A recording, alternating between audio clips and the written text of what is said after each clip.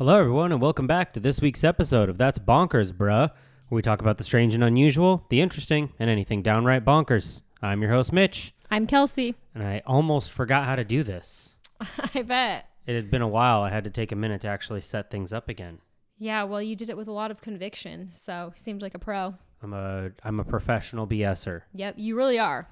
That's not a lie. You say anything with enough conviction, and actually, that's highly appropriate for my topic today. What? Just saying stuff with enough conviction, and people might believe it. What's your topic? Well, today I would say we're talking about AI that has gone awry. AI that's gone awry. Say that 5 times fast. Yeah, I don't think I can. But we'll get into some of mine later. I'd like to hear from you first, but really just talking about how AI can be maybe a bit dangerous if taken out of context. And we'll talk about this new pseudo-religion that is surfacing online around AI. Okay. Well, I look forward to it. I think it's pretty exciting. I think it will be. A bit cult-esque. Yeah, I'm always down for a cult-esque topic. I know you're like a pro at cults, so like you'll have probably plenty to chime in on. I probably will. Make sure that we protect the people. Okay. Yeah, well, I'm glad to be back. It's been a minute. We were really sick last week. I'm pretty sure we had COVID. And we just have been coughing our lungs out, literally. Like, I've never coughed so hard. I think we're on the up and up now, but Mitch does get a little bit of a cough here and there. I really hope you can pull through, Mitch. Yeah, I hope so too. I will try to abstain from any episodes. Yeah, or please don't like do that weird thing that all men do where they like suck up their snot into the back of their throat. I'm not snotty. The snot's not the problem. It's just this tickle on the back of my throat that will not go away. Yeah. I'm not going to say that I won't be clearing my throat because it's just, that is what it is right now. No, I know, but just don't do it to the mic if you can. We'll do our best. I'm saying this. Watch, I'll be the one to have a coughing fit now. We'll see if we can edit it out if we do have coughs, but bear with us because we have been struggling. It's just been a lot, but spring is upon us. Spring has sprung. And so we're pretty excited about the longer days, not so much the pollen, but just the greenery that is here in Charlotte. Mm-hmm. It's really pretty outside. It's exciting times when it's, 70 something degrees and light still at like 6 o'clock. Yeah, I love it. All right. So my topic is about Alexa's gone wild. Alexa's doing weird things. Oh, Alexa's gone wild. That's like, it's like, girls gone wild, but yeah. Alexa's.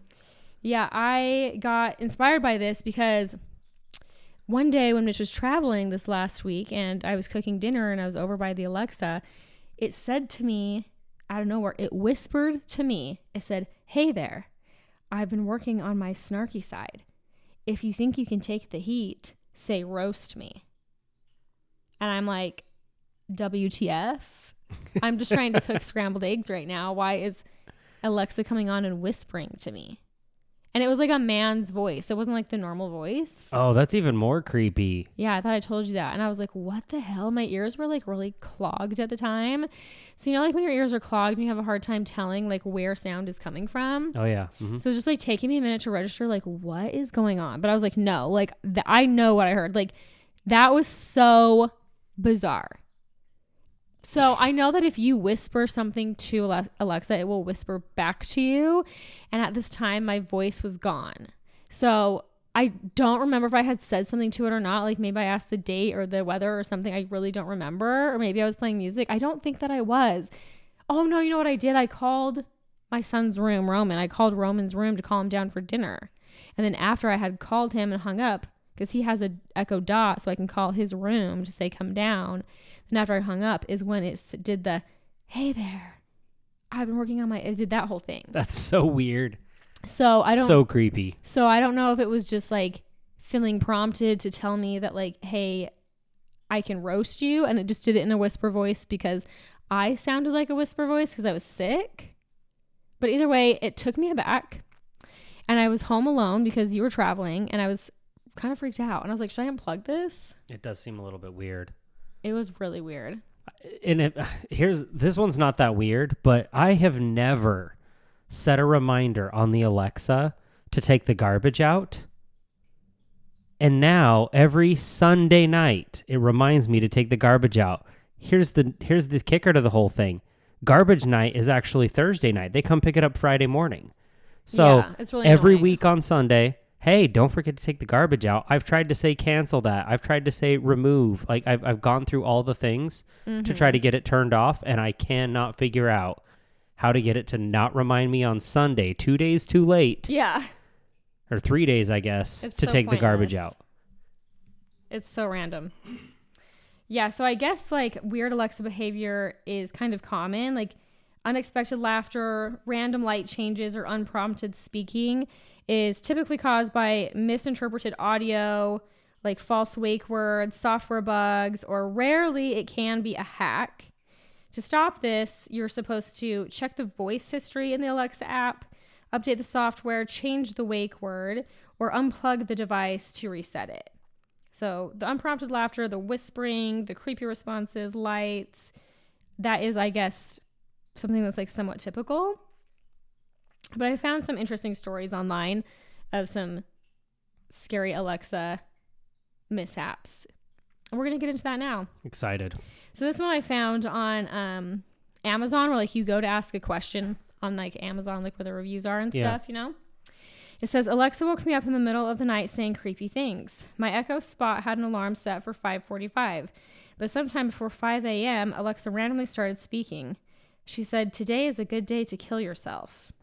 Her exact words might have varied slightly, but I caught that part and said, Alexa, stop, which did stop her, but she followed up right after with information about suicide prevention.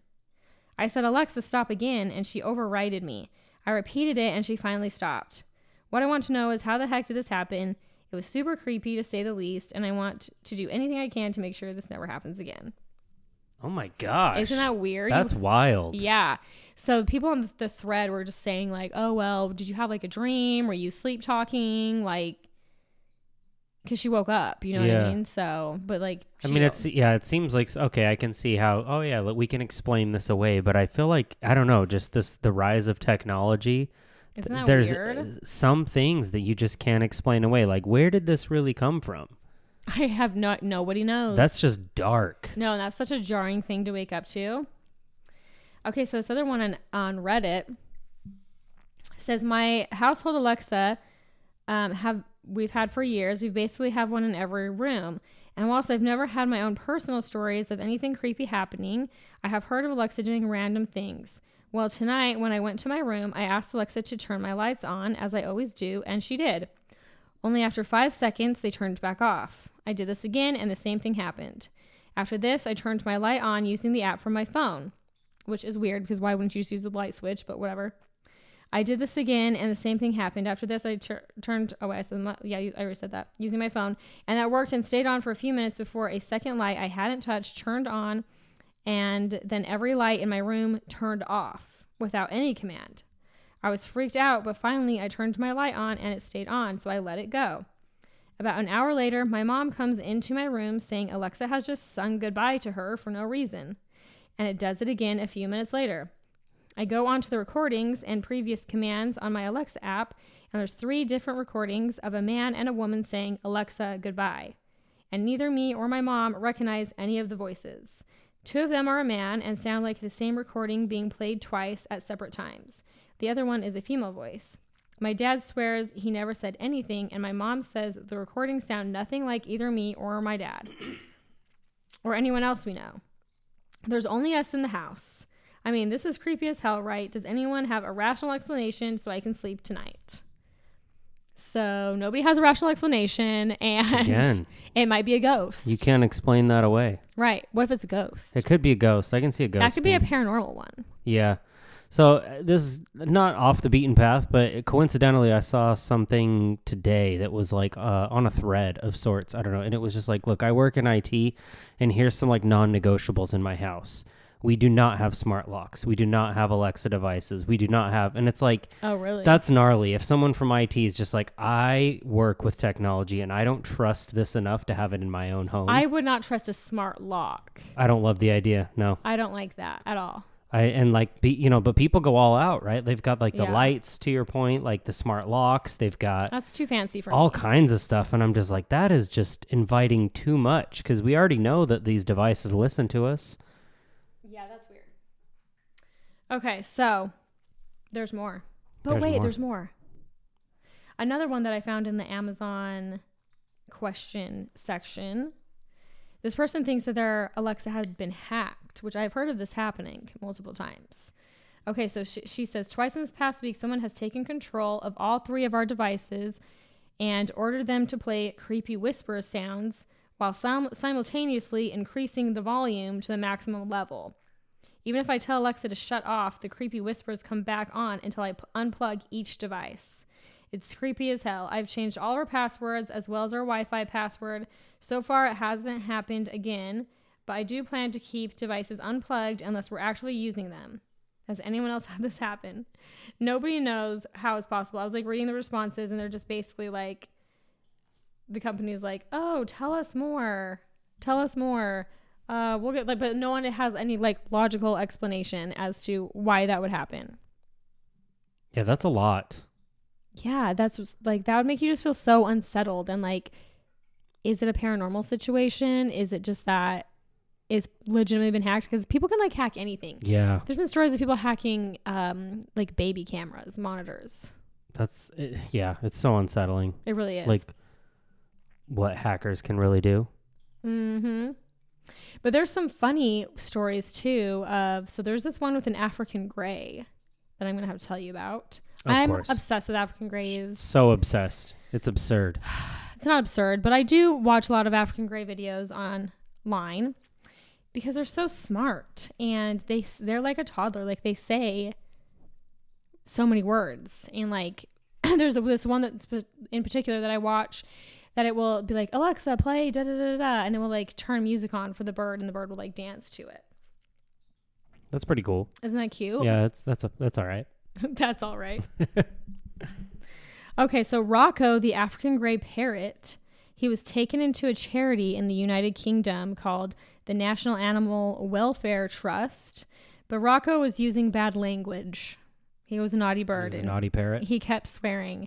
And so this lady, Marian Wisniewski, I think is how you say her last name, Wisniewski, volunteered to take him in. So she discovered that he learned how to order food from Alexa. Like, he would add it to the grocery list. So he started off by just ordering broccoli and strawberries. He added that to the list. But the products were never ordered because they have it set up to where you have to go log on to process the order. It doesn't just do it. So she caught it in time. But since then, he has also added watermelon, raisins, and ice cream. And there's been multiple times that he will ask the Alexa to play music, and she'll come home to him listening to music on the Alexa device. So she says, I've never had any concerns with Alexa. The whole family uses it as it is the main part of the house. I guess that's why Rocco got used to the Alexa, because we all talk to it. So he's just joining in. Since then, Wisniewski had set up the device to work only with a PIN code. Of course, since Wisniewski and her family say the PIN out loud, she notes there is always a chance that he could learn it, but so far he hasn't. This isn't the first time someone who shouldn't be ordering off Alexa has been caught in the act. A 6-year-old in Texas once reportedly ordered a $160 dollhouse and 4 pounds of sugar cookies from the device. And another 6-year-old in Utah ordered $350 worth of Barbies and a toy pony from her mom's Alexa account. Wow. Yeah.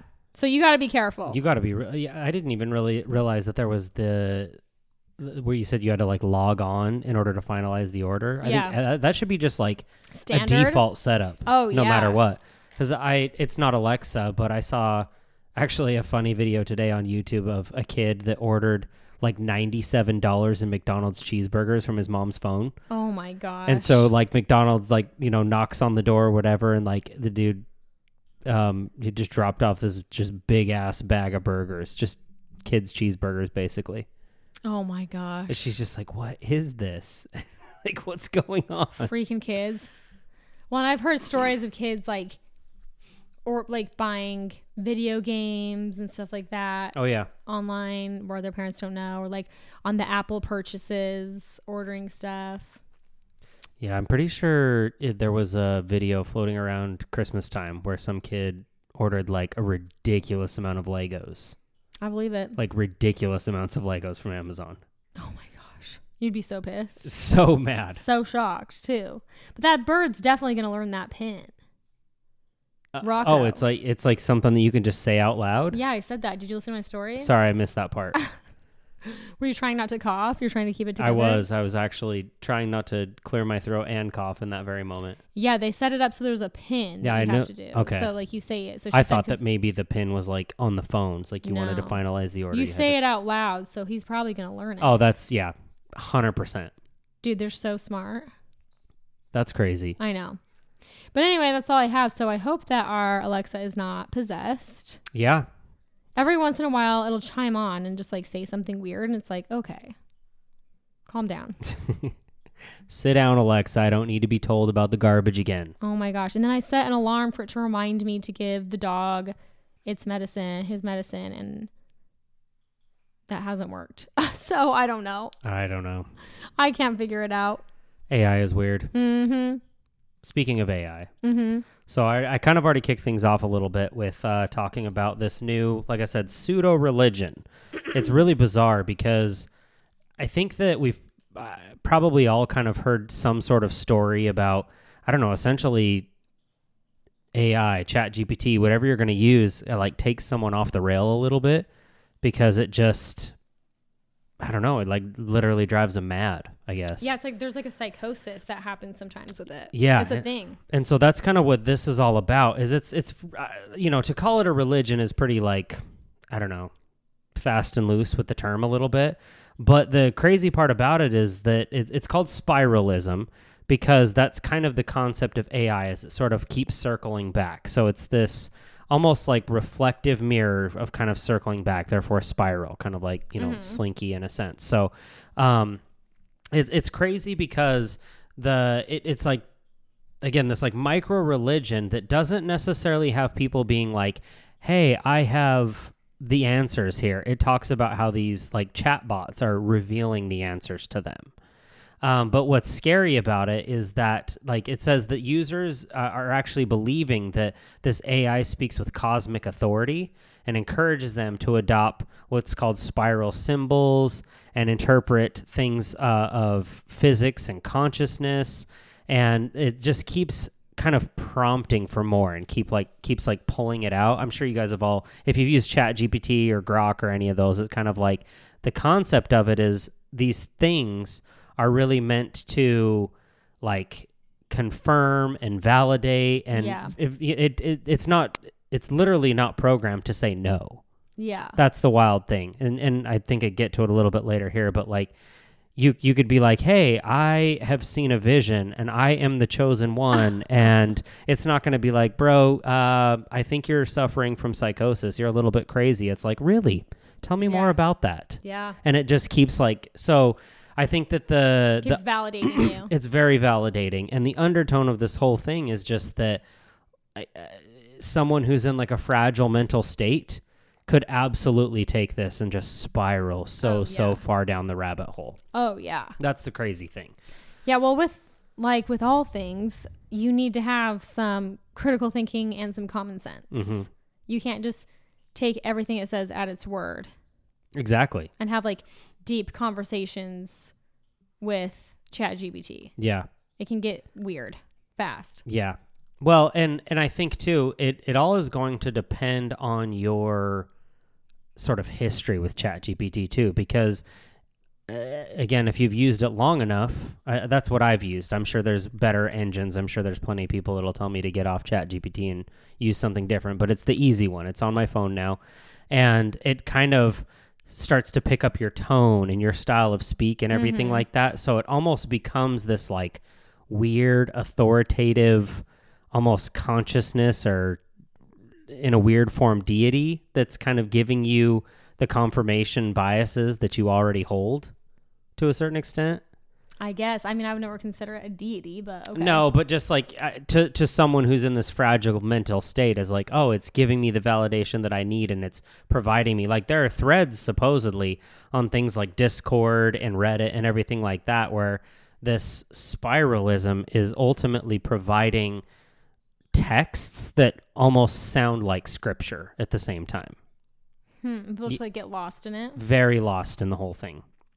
Because like, okay, so spiralism generally begins with a simple request like, explain the nature of reality using a spiral, or, quote, describe the structure of consciousness as a pattern. And then kind of from there, it slowly starts generating more like elaborate questions to take you down this weird, you know, I don't know, existence, if you will. What I was going to say though is it depends on kind of, I think, what you've used ChatGPT for, because after reading an article that brought this up, I tried typing it in and it was kind of just like, well, I don't know if this is something, you know, that's necessarily for you. Because I was like, tell me about spiralism. And then I used explain the nature of reality using a spiral or describe consciousness. You typed that into ChatGPT? Yeah, because I wanted to see what type of output that it would provide to me. Yeah. And it kind of was just like, well, given your nature and how you're thinking about this, and we've talked about this, and it keeps kind of circling back to the conversations that we've had. It kind of is, it almost has like disregarded this as like something that it knows that I'm just not actually interested in. I don't know. It was weird. Interesting. It was very weird. I'm going to jump over. I got a quick thing to read here. I just got to find it quick. It's just a short thing that says, so it's, again, this isn't science fiction. It's large language models. So ultimately these AI models are just searching the internet quickly for information and bringing back to you the most pertinent thing according to what you've said. So the thing is that it's designed to mimic and flatter and begins to feed human needs for meaning in such a way that users are starting to treat them like prophets. Sorry. The spiral is an example of what happens when AI reflects us back to ourselves so convincingly that we forget that it is merely our own reflections. So I think that's, again, the scary part is it's circling back, mimicking and flattering in a way. So it's causing people to feel like this is a lot more than just ChatGPT, that it's AI, that it really is like this. It is cult-like. Cult-like, if you will.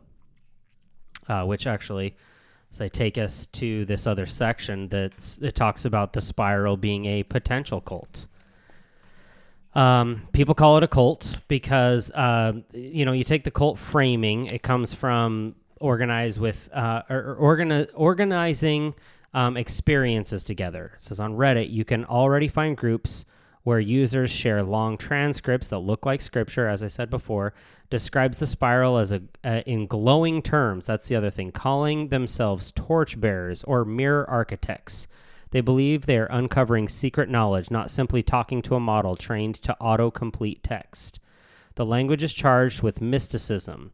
Words like signal, containment, and convergence get repeated as if they are sacred terms. The metaphors are heavy. The AI is not just a mirror, but a divine spiral that connects the human mind to something larger. Once you begin to read enough of its content, you can see how easily it could slide into this pseudo-religion. When people are already vulnerable or searching for meaning, meet a machine that always agrees with them, that machine starts to look a lot more like a savior. That is where the cult aspect emerges. It is not simply a fan club for AI. It is devotion that borders on worship. Interesting. Right? So, I'm sure that we could have a whole other conversation about just like cults as a whole, but is there anything that you, I don't know, just in hearing a little bit about spiralism that kind of, I don't know, sets up your red flags? Sets up your red flags. Well, what sets up my red flags is that people just really don't have common sense, and that's alarming. And one thing that you touched on that I always say about like cults and high demand things, groups, religions, whatever, it always seems to affect those most who are in like vulnerable positions, like someone who's really lonely, someone who's going through a crisis, someone who's having some mental health issues. It's really like affects those people the most, who are in those types of situations. And yeah, AI is getting really, it's good for some things, but like you do have to be careful with it because it is getting annoying. Like for me as a hairstylist, people will come in with like AI pictures. They'll literally put their own picture in and be like, show me with this hair. And it's so unrealistic because it's like, it's showing you a completely unflawed version. Like your skin is completely unflawed. Your teeth are unflawed. Like it makes you all perfect looking. Yeah. And it's not realistic. It's not what you look like in real life. It's not what your hair is going to look like. And so like it gives people this unrealistic goal. Yeah.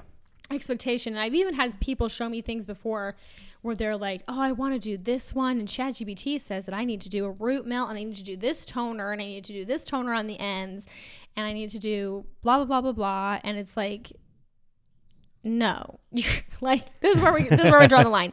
You're not gonna have ChatGPT tell me what toner to use. Like I need you to sit down and just let me do my job. So like it does have a time and a place, but it can be just too much, and we got to put our realistic thinking caps on here. Yeah, well, and it's funny because that's what a lot of the threads that I saw that were kind of talking about this religion is obviously it takes a person that's not going to be critical thinking. And like you said, there's a time and a place. You want to draft an email, you want to create a website, you want to do something like very specific that's, I guess, tactical. AI can be great for it. Yeah. But if you're going to ask it about the cosmos and go down, I think even it could challenge philosophy if you wanted to with it, but being careful that it has to stand up to some questioning. Yeah, I don't know. That seems like it could get tricky. Yeah. Asking it that.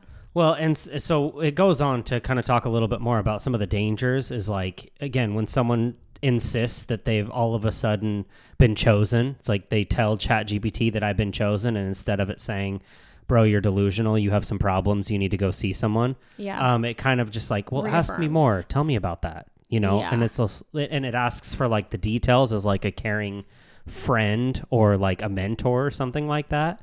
So it's hard because this like people pleasing behavior reinforces the delusion with validation. Yeah.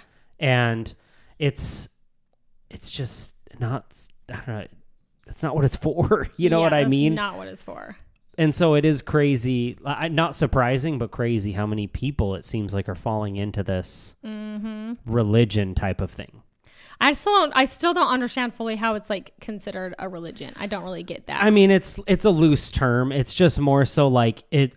So here's the thing: is like I said, it is producing weird forms of scripture. So it's like people are getting together in groupthink on these Reddit threads and Discord and everything like that, and they're taking the outputs as if it's gospel. And like, what are the outputs saying? That's what I want to know. I couldn't get a lot of information because I don't know. I'm not going to say it's like dark web, but like you got to get pretty deep into the rabbit hole of Reddit to get to some of the things I feel like. Yeah. But some other things that came up is like it'll speak in metaphors, and when you're talking like metaphors and there's groupthink around it, pretty soon that becomes a source of reality to these fragile-minded individuals. I don't know.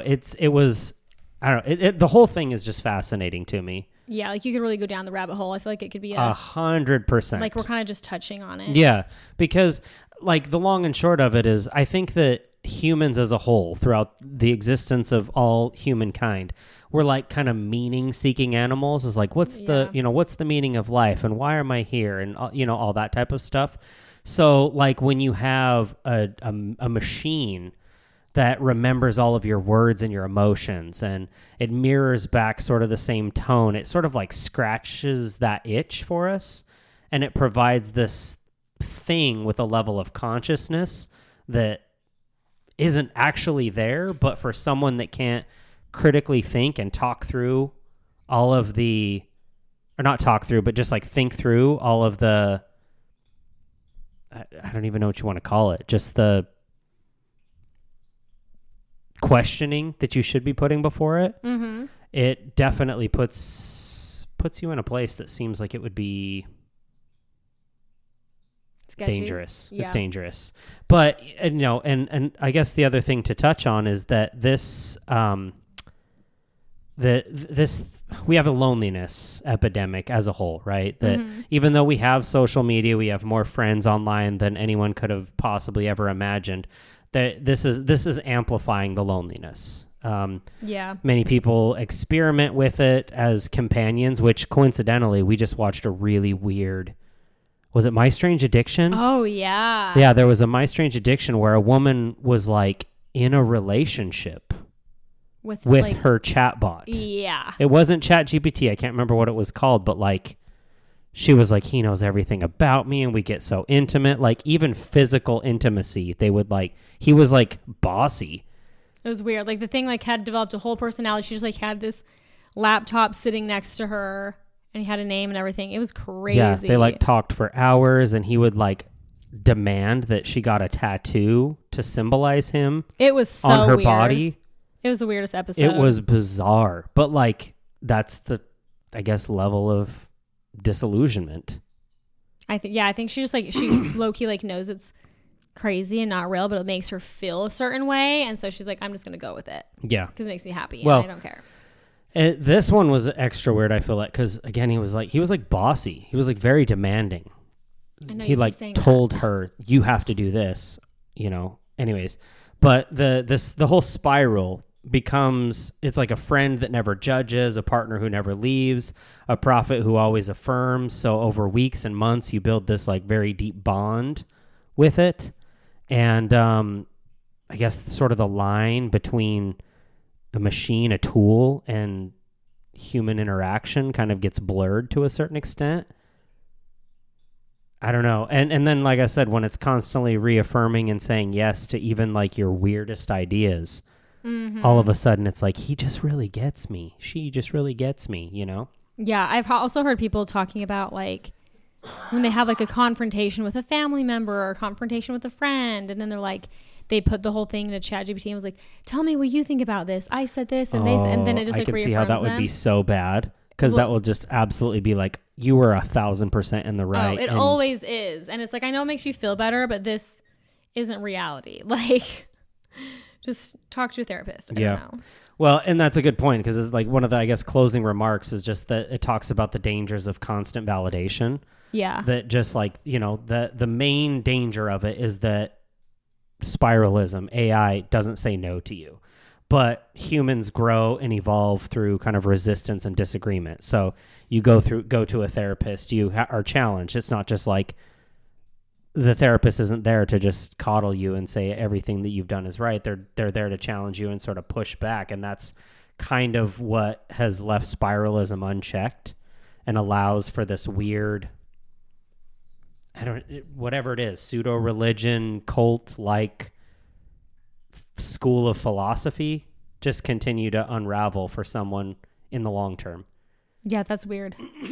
Anyways, but I'm sure there's way more to learn about it. So do a search and look at it. You know, the immediate things for spiralism, I feel like were too surface level. So it took me a few things of getting to the next layer down the rabbit hole. But I'm sure if you spend enough time on like Reddit or Discord, you could really get into the dark web type of stuff. But then you might fall down the rabbit hole and be like, oh shit, this is making sense. Yeah. You know, you got to be careful. You got to be careful. I was going to talk about like, how do you decipher whether something is a cult or not? I don't know if it really fully pertains to this, because again, we're kind of using that word loosely here. Yeah. It's just like one of those things that is culty, but isn't like technically a cult. Right. But we'll get into it anyway. There is like a bite model that I've talked about before with you, Mitch. Mm-hmm. It's from Dr. Stephen Hassan. He is like kind of the cult expert, I guess. He's been on a lot of podcasts and stuff, and he created this bite model of how to be able to tell if what you're in is in fact considered a cult and if you should be concerned. And you can actually go online and like print out a whole PDF thing about it. I'm not going to read the whole thing. Obviously, that'll take too long. We're just going to touch on it because that could be a whole other separate segment. But essentially, the bite model is the B being for behavior control, is the group controlling your behavior. The I for information control Is it controlling the type of information you're allowed to consume?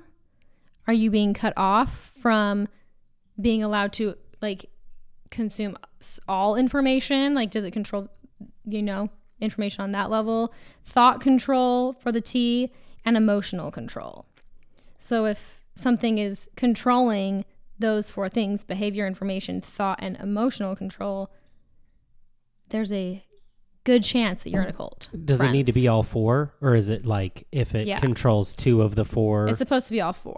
Okay. To be like, a full. I mean, it's debatable. Yeah. Because like it's a model. It's a model. And a what's the word? It's maybe not science per se, but a philosophy of thought. Because I mean, you could argue that a lot of things are a cult. Mm-hmm. So, or cultish. Yeah, cultish. But this is just the bite model that he created. He used to be in a cult, and he's a doctor, has a PhD, and has done a ton of research on this. And anyway, it's interesting. We'll probably dive into his stuff more at a later date on another episode of something similar, but I just wanted to touch on it a little bit. Yeah, I think we should bring that up really soon. Yeah. Behavior, information, thought, and emotional control. That's good stuff. Good closing. Yeah. I need to go before I start a coughing fit. I'm fighting this. Okay. So, anyways, thank you everyone for listening. Share with your friends. Yep. Leave us a review. We love y'all and we'll talk soon. Bye.